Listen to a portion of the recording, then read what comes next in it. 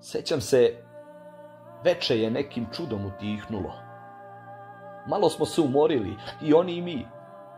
Valjalo bi malo, mislim se u sebi, odahnuti od svega i ljudski odmoriti. Sporadično malo, nako radi reda, opali po neko čisto da se zna. Da ima i budnih, onih što čekaju dušmanske andžame u noći bez sna. A u svanuće krenu tako strašna paljba, osuše po nama, po srpskom bedemu, a ne moga to glavu da pomolim živu, od muke sam ležeći grizo mrzlu zemlju. Poručnik Petković, veličina ljudska, ludačku ideju na umu imade, on bi bombu njima kroz prozor da baci, našao je način da im se prikrade.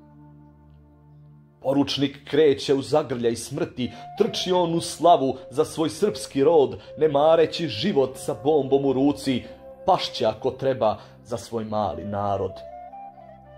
Samo tračak nade bilo je u meni, kad ugledah njega da leži kraj stene.